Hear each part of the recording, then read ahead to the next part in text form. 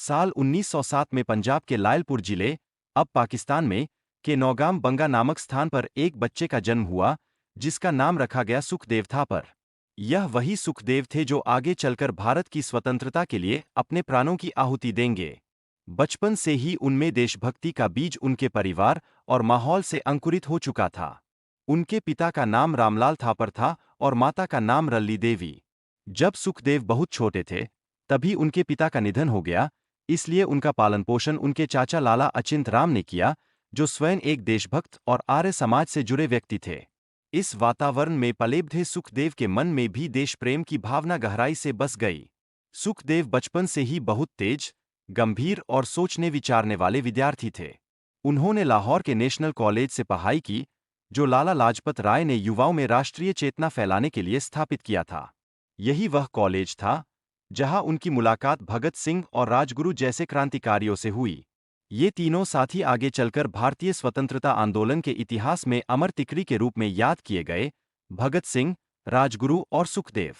सुखदेव का स्वभाव थोड़ा गंभीर और अनुशासन प्रिय था। जहां भगत सिंह कल्पनाशील और विचारशील थे, वहीं सुखदेव संगठन और अनुशासन के प्रतीक थे।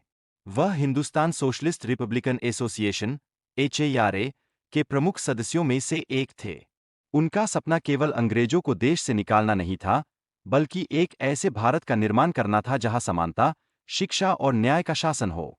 जब 1928 में लाला लाजपत राय को साइमन कमीशन के विरोध के दौरान ब्रिटिश पुलिस ने बेरहमी से पीट-पीट कर घायल कर दिया और बाद में उनकी मृत्यु हो गई, तो इस घटना ने सुखदेव, भगत सिंह और राजगुरु के मन में आग भर दी। उन्होंने लाला लाजपत राय की मौत का बदला लेने की कसम खाई। इसके बाद उन्होंने एक योजना बनाई कि लाला जी की हत्या के जिम्मेदार पुलिस अधिकारी जेम्स ए स्कॉट को सजा दी जाएगी। लेकिन गलती से उन्होंने सॉन्डर्स नामक पुलिस अधिकारी को मार दिया। यह घटना 17 दिसंबर 1928 को लाहौर में हुई थी।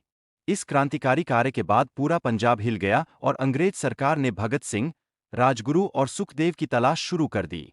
सुखदेव इस योजना के पीछे एक महत्वपूर्ण रणनीतिकार थे। उन्होंने इस घटना के हर कदम की योजना बनाने में बड़ी भूमिका निभाई। इसके बाद जब भगत सिंह ने दिल्ली की सेंट्रल असेंबली में बम फेंका, तब भी सुखदेव ने इस पूरे मिशन में सलाह और मदद दी।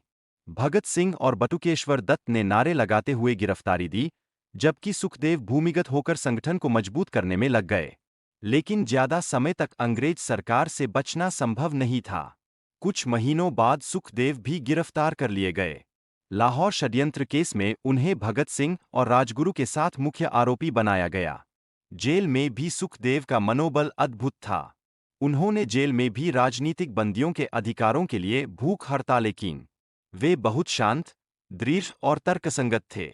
उन्होंने अपने विचारों से सभी कैदियों को प्रेरित किया कि स्वतंत्रता केवल राजनीतिक नहीं, बल्कि सामाजिक क्रांति से भी मिलती है। जब न्यायालय ने निर्णय सुनाया कि भगत सिंह, राजगुरु और सुखदेव को फांसी दी जाएगी, तो यह खबर पूरे देश में आग की तरह फैल गई।